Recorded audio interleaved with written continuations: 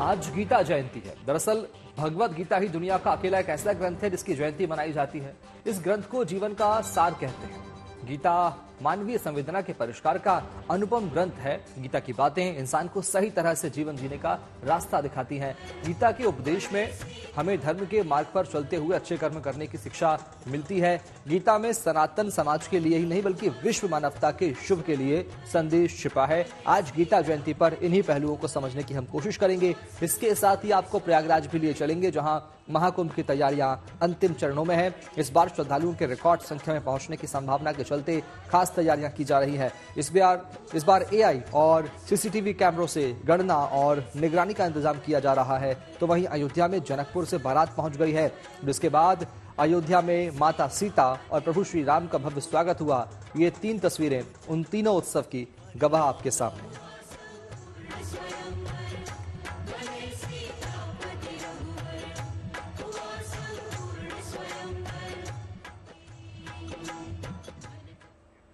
तो आज सनातन परंपरा के महाग्रंथ के अवतरण का पर्व है। भगवत गीता का ज्ञान भले ही युगों युगों पहले दिया गया हो, लेकिन उसका एक एक श्लोक आज भी जीवन जीने की राह है। गीता का सार केवल सनातन परंपरा के लिए नहीं बल्कि भगवत गीता आज दुनिया को राह दिखा रही है।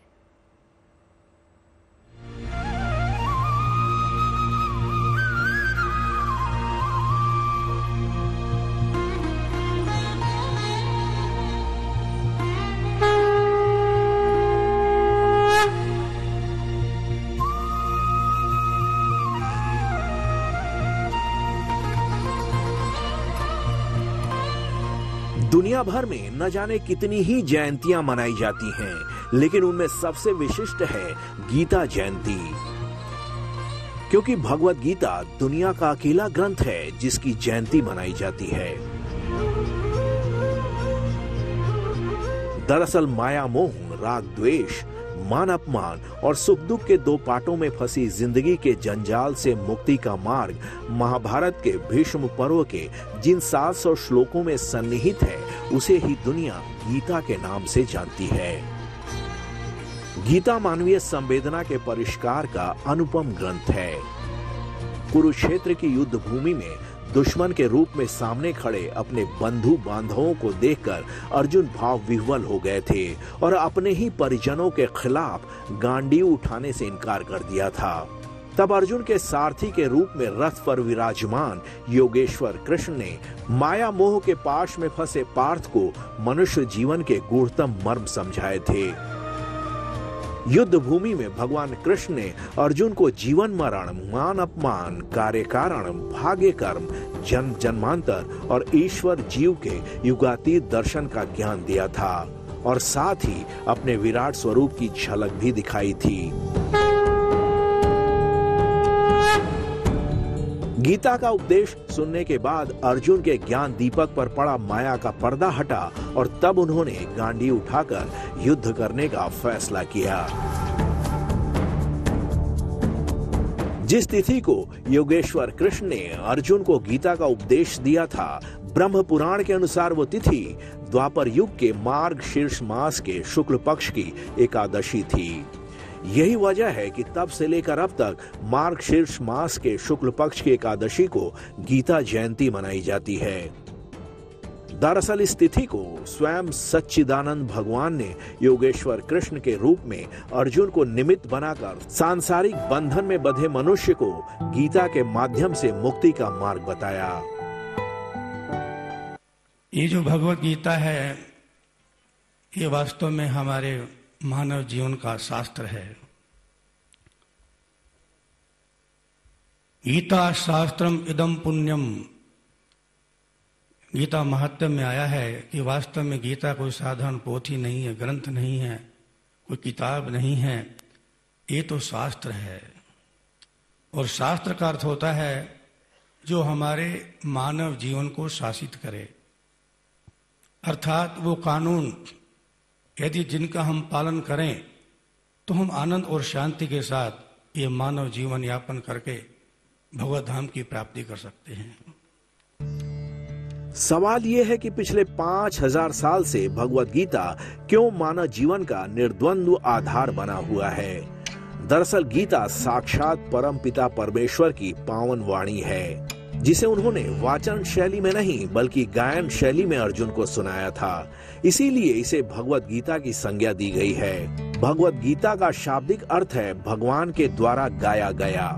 धरती के इस महानतम माने जाने वाले ग्रंथ में सृष्टि के सर्जन, पालन और संहार के रहस्य से लेकर मानव जीवन के परम लक्ष्य का निरूपण और उसे हासिल करने का सम्यक साधन निर्द्वंद्व और स्पष्ट तरीके से समझाया गया है।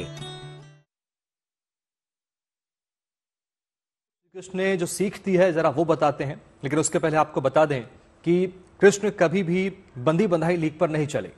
जरूरत पड़ी तो वो अर्जुन के सारथी भी बने। श्री कृष्ण में गीता में उपदेश दिया है, उन्होंने सिखाया है कि दोस्ती में शर्तें नहीं होती और वो हर मुश्किल वक्त में पांडवों के साथ थे। ये बात गीता में कही है। श्री कृष्ण ने उपदेश में इस बात का जिक्र किया है। भगवान कृष्ण का दिया गीता ज्ञान आज भी मैनेजमेंट का अचूक मंत्र माना जाता है और पांडवों के पास श्री कृष्ण की रणनीति ना होती तो उनका युद्ध जीतना असंभव था।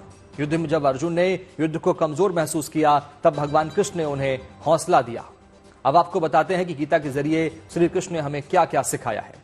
कृष्ण जी ने सिखाया कि इंसान में दूरदर्शिता और हालात को समझने की क्षमता होनी चाहिए, अनुशासन में जीने की और व्यर्थ की चिंता ना करने की भी ज्ञान की भी श्री कृष्ण ने बहुत पहले ही गीता में दिया था। विरोधी मजबूत हो तो कूटनीति के रास्ते से प्रहार की सीख भी श्री कृष्ण से ली जा सकती है। इस बात का जिक्र भी गीता में किया गया है। कृष्ण के गीता का सार यह था कि इंसान की सोच और उसकी दूरदृष्टि व्यापक होनी चाहिए। कृष्ण की सीख थी कि भविष्य की चिंता में इंसान को वर्तमान गिरवी नहीं रखना चाहिए। ये तमाम बातें श्री कृष्ण ने गीता के जरिए कही है। देखिए, देश भर में गीता जयंती को लेकर कार्यक्रम के आयोजन भी किए जा रहे हैं। हरियाणा में अंतर्राष्ट्रीय गीता जयंती समारोह धूमधाम के साथ मनाया गया। आपको नूह की कुछ तस्वीरें दिखाते हैं। बाल भवन में अंतर्राष्ट्रीय गीता जयंती के अवसर पर सांस्कृतिक कार्यक्रमों का आयोजन किया गया, जिसमें दूर दराज से आए कलाकारों के अलावा स्कूली छात्राओं ने भव्य और रंगारंग कार्यक्रम प्रस्तुत कर सबका मन मोह लिया। गीता जयंती महोत्सव का मकसद लोगों तक गीता के ज्ञान को पहुंचाना है। देखिए, तस्वीर हम आपको दिखा रहे हैं। आज गीता जयंती का शुभ संयोग बन रहा है और किस तरीके से महोत्सव मनाया गया उसे आप इस दूसरी तस्वीर में देख सकते हैं। गीता का ज्ञान आज हर इंसान के जीवन में एक रोशनी की तरह रास्ता दिखाता है और जब आज गीता जयंती मनाई जा रही है तो इसको लेकर महोत्सव किए जा रहे हैं। महोत्सव में कई सांस्कृतिक कार्यक्रम, रंगारंग कार्यक्रम का आयोजन किया गया, जिसकी ये तस्वीरें आप देख रहे हैं। मार्गशीर्ष शुक्ल एकादशी के दिन भगवान श्री कृष्ण ने गीता का उपदेश दिया था, ऐसा माना जाता है और उसी के बाद आज गीता जयंती मनाई जा रही है। जगह जगह कार्यक्रम आयोजित हुए हैं। ये जो आप देख रहे हैं धूमधाम से किस तरीके से महोत्सव मनाया गया है, उसकी ये तस्वीरें हैं।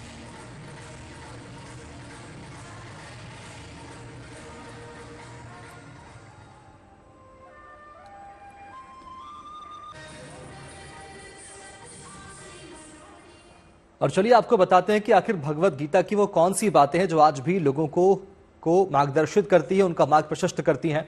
चलिए जानते हैं। दरअसल श्रीमद् भगवत गीता में 18 अध्याय हैं और 700 श्लोक हैं, जिसमें जीवन के सार विस्तार से बताए गए हैं। महाभारत के युद्ध से पहले श्री कृष्ण ने दिया था अपनों के मोह से घिरे अर्जुन को उपदेश। इस बात का जिक्र किया गया है। श्रीमद् भागवत गीता का पहला अध्याय अर्जुन विषाद योग है। गीता के 18वें अध्याय में मोक्ष संन्यास योग का वर्णन भी किया गया है। एक तरह से कहें तो भगवत गीता में जीवन की सभी दुविधाओं और समस्याओं का समाधान है, हल है।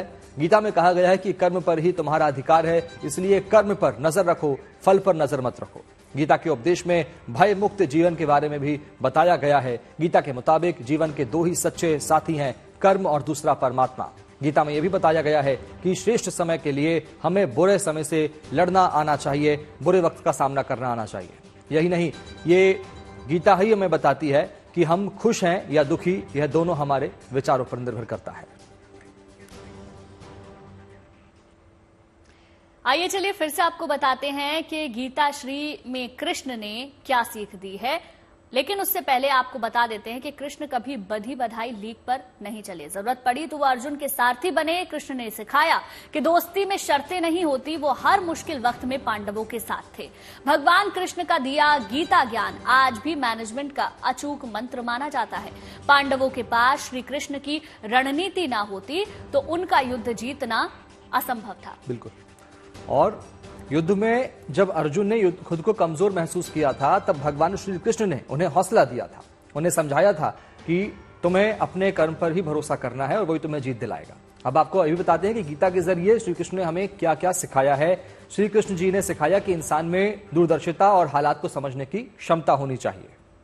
अनुशासन में जीने, व्यर्थ की चिंता ना करने की ज्ञान भी श्री कृष्ण ने बहुत पहले ही दे दिया था।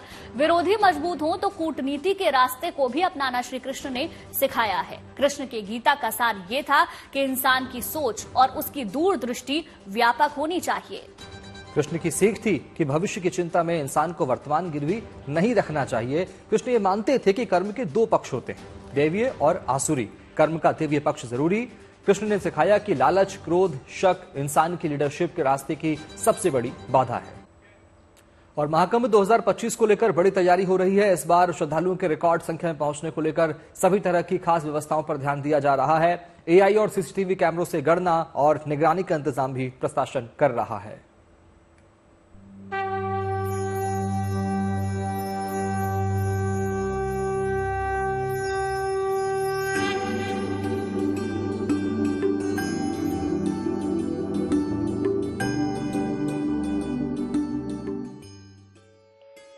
जनवरी से शुरू होने वाले महाकुंभ के लिए शहर को सजाने संवारने के साथ ही कई तरह के रिकॉर्ड्स बनाने की उम्मीद है।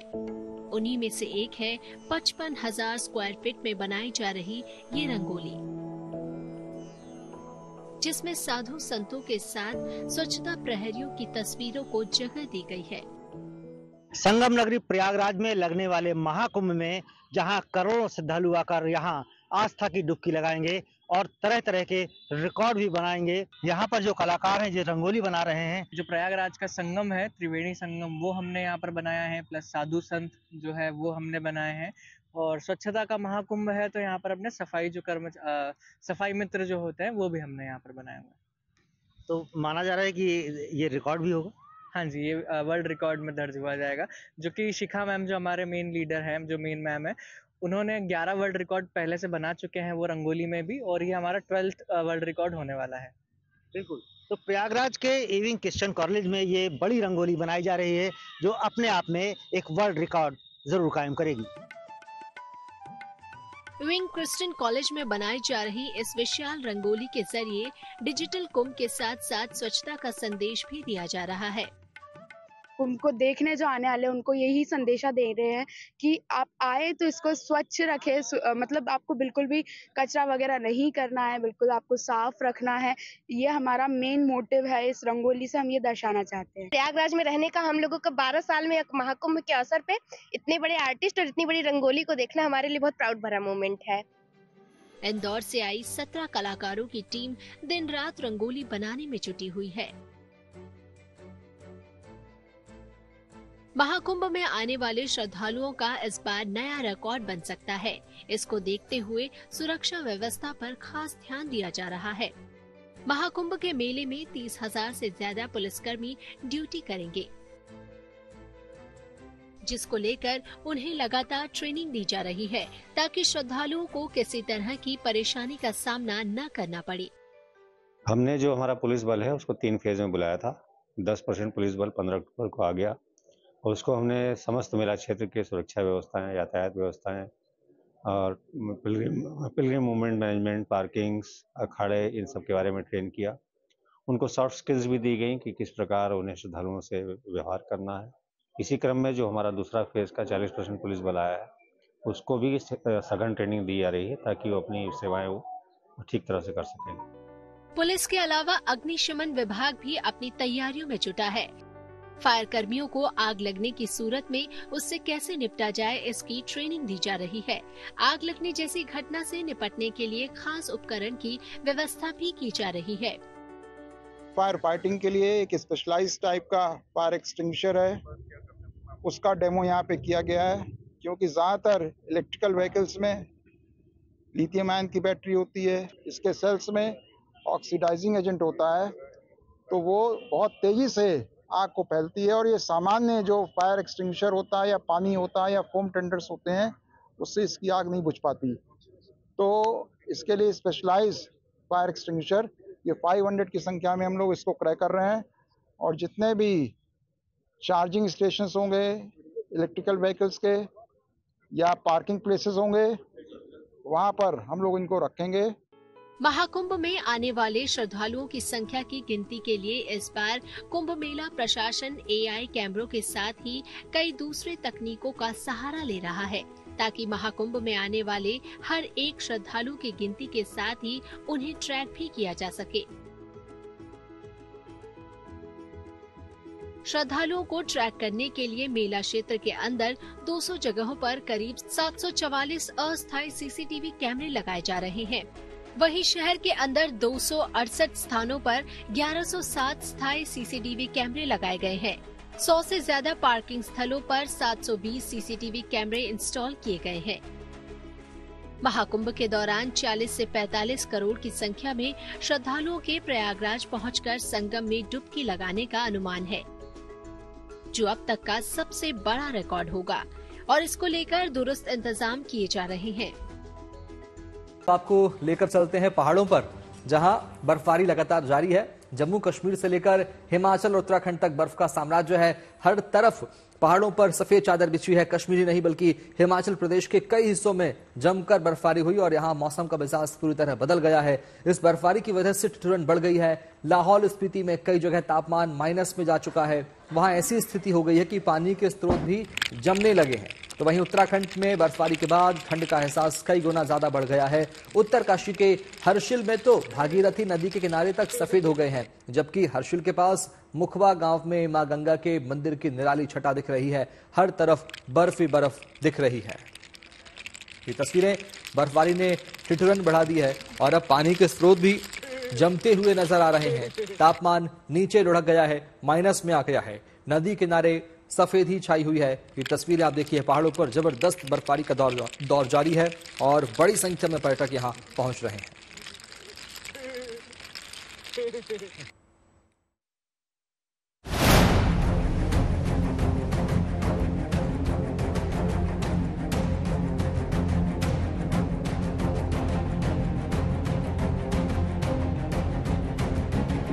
हिमाचल प्रदेश के अलग अलग हिस्सों में हुई बर्फबारी से यहां के पर्यटन कारोबार को रफ्तार मिलती दिख रही है। प्रदेश में घूमने के लिहाज से आने वालों के लिए बर्फबारी का दीदार होना किसी सौगात से कम नहीं। हिमाचल में हुई बर्फबारी के बाद सर्दी किस कदर अपना रूप दिखा रही है, उसका अंदाजा आप इन तस्वीरों से लगा सकते हैं। ये तस्वीरें लाहौल स्पीति की है, जहां बर्फबारी के बाद ठंड में जबरदस्त इजाफा हुआ है। आलम यह है कि लाहौल घाटी में पानी के पाइप तक जमने लगे हैं और पाइप के अंदर से बर्फ निकलने लगी है।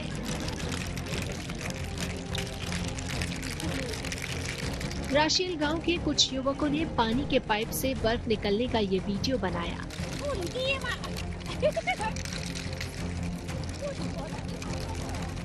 लाहौल स्पीति में पानी के स्रोत सब जमने लगे हैं। आप इन तस्वीरों में नदी नालों की हालत देख सकते हैं, जिसमें पानी के बदले सफेद परतें ही दिख रही हैं।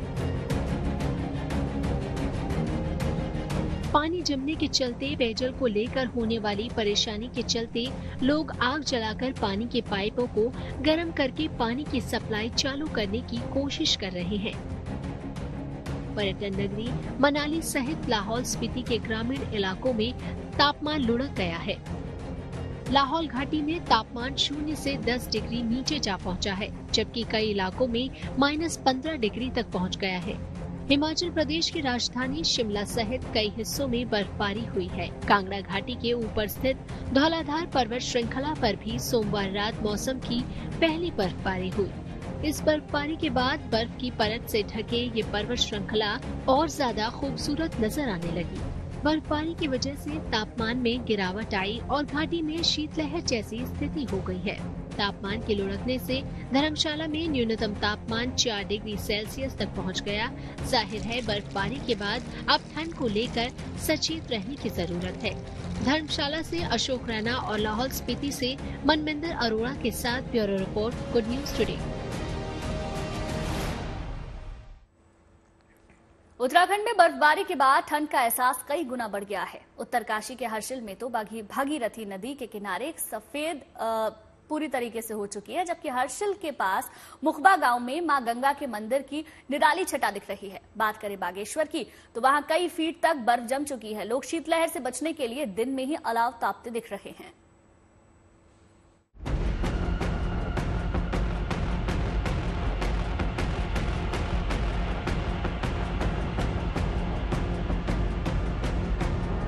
ये तस्वीरें मां गंगा के शीतकालीन प्रवास मुखबा की है, जिसे देखकर ऐसा लगता है जैसे कुदरत ने अपने हाथों से गंगा मैया के शीतकाल प्रवास मुखबा का श्रृंगार किया हो। आलम ऐसा है कि जिधर निगाहें घुमाएं बर्फ ही बर्फ नजर आएगी। मुखबा हर्षिल के पास एक छोटा सा गांव है, जहां सर्दियों में 6 महीने मां गंगा की पूजा की जाती है। इसी के ठीक बगल से भागीरथी नदी बहती है। जबरदस्त बर्फबारी के बाद नदी के किनारों पर बर्फ की सफेद चादर बिछने से नजारा और भी हसीन हो गया। कुदरत का ये करिश्मा बागेश्वर जिले में भी देखने को मिला। यहाँ के ज्यादातर ऊंचाई वाले इलाके कुदरत की बिछाई सफेद चादर में लिपटे नजर आए, जबकि कपकोट में तो आधे फीट से ज्यादा बर्फ दिखी। बागेश्वर में सीजन की पहली बर्फबारी से पारा तेजी से लुढ़का है और अब शीतलहर भी चल रही है। इसका असर ये है कि वहाँ के गांव में लोग दिन के वक्त भी अलाव तापते दिख जाएंगे। ठंड का ये सितम पहाड़ों तक सीमित नहीं है। बर्फबारी के बाद से मैदानी इलाकों तक ठिठुरन बढ़ गई है। उत्तरकाशी से ओमकार बहुगुणा और बागेश्वर से जगदीश पांडे के साथ bureau report, good news today. चलिए अब आपको लेकर चलते हैं श्री राम की नगरी अयोध्या, जहां जनकपुर से लौटी प्रभु श्री राम की बारात का बहुत भव्य स्वागत हुआ। इस स्वागत समारोह में साधु संत और आम लोग भी शामिल हुए।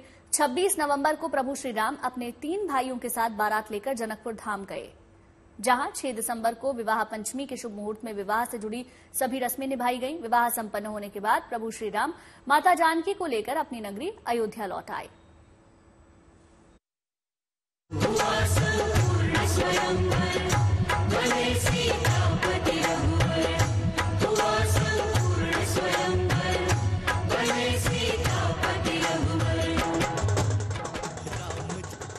कोई राम भक्ति में मगन, कोई हो गया भाव विभोर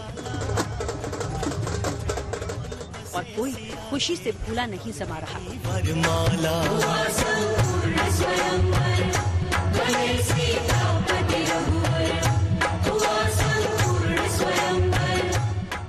ये तस्वीरें प्रभु श्री राम की नगरी अयोध्या से आई हैं, जहां प्रभु श्री राम की बारात वापसी पर अयोध्या वासियों ने जोरदार जश्न मनाया।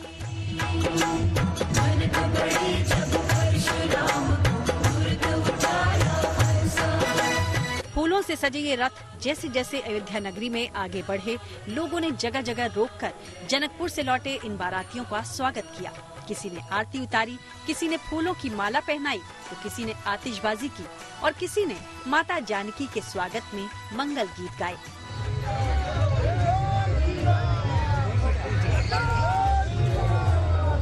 अयोध्या में राम की बारात पहुंच चुकी है। ये सब राम के बाराती हैं जो जनकपुर गए थे और जनकपुर से लौट कर आए हैं, और अयोध्या जब पहुंचे हैं तो जगह जगह इनका स्वागत हो रहा है, फूलों से स्वागत हो रहा है और गानों से स्वागत हो रहा है। तो जगह जगह आप लोगों का स्वागत हो रहा है, तो कुछ गीत सुनाइए।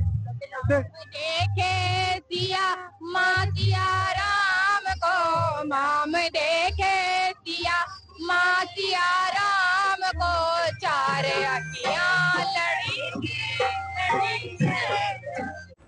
और अब बात क्रिसमस की करते हैं। अपने शबाब पर तैयारियां पहुंच चुकी हैं। क्रिसमस मनाने की तैयारियां लगातार जारी हैं। दुनिया भर के कई शहर क्रिसमस के स्वागत के लिए दुल्हन की तरह सज चुके हैं। टोक्यो के बाजारों में क्रिसमस की अलग ही रौनक देखने को मिल रही है। वहीं मनाली में लोग क्रिसमस के जश्न में डूबे हैं, तो नाइजीरिया के लागोस शहर की खूबसूरती आपको बता रही है कि क्रिसमस त्योहार ने दस्तक दे दी है। लंदन में जहां चार्ल्स डिकन्स म्यूजियम को पारंपरिक स्टाइल में सजाया गया है, तो वहीं शंघाई के बाजारों की सजावट लोगों को लुभा रही है।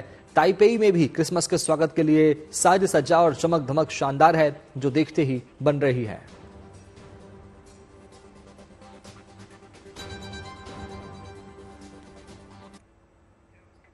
और अब बात करते हैं उत्तर पश्चिम चीन की। यहाँ के किंगही प्रांत में मौजूद है ये दुनिया का सबसे बड़ा सोलर मिरर प्लांट। ये सोलर मिरर प्लांट किसी साइंस फिक्शन मूवी के किसी सीन की तरह दिखता भी है और काम भी करता है। जी हाँ, इसके 4400 हीलियोस्टेटस सूर्य को अलग अलग एंगल से ट्रैक करते हैं, सनलाइट को रिसीवर पर रिफ्लेक्ट करता है और तब एक ऐसी चमक पैदा होती है जो किसी साइंस फिक्शन मूवी के किसी सीन की तरह दिखती है। ये पावर स्टेशन 24 घंटे बिजली पैदा करने की क्षमता रखता है। ये पावर स्टेशन 188 मीटर लंबा है, जिसमें 955 टन स्टील का इस्तेमाल किया गया है, जिसका फ्लो 6484 क्यूबिक मीटर कंक्रीट हिस्से में फैला हुआ है। इस पावर स्टेशन से सालाना 120 मिलियन किलोवाट बिजली पैदा हो रही है। यही वजह है कि गोलमट सिटी का ये फोटो वोल्टेइक इंडस्ट्रियल पार्क आज क्लीन एनर्जी डेवलपमेंट का सर्वोत्तम नमूना है। और अब आपको सोशल मीडिया पर वायरल दिलजीत दोसांझ के कॉन्सर्ट की कुछ वीडियोस दिखाते हैं। मध्य प्रदेश के इंदौर में स्टेज से दिलजीत दोसांझ ने राहत इंदौरी के कई मशहूर शेर सुनाए, जो फैंस को काफी पसंद आए। अब उनके कॉन्सर्ट के दौरान शेरो शायरी करने के कई वीडियो सोशल मीडिया पर जमकर वायरल हो रहे हैं।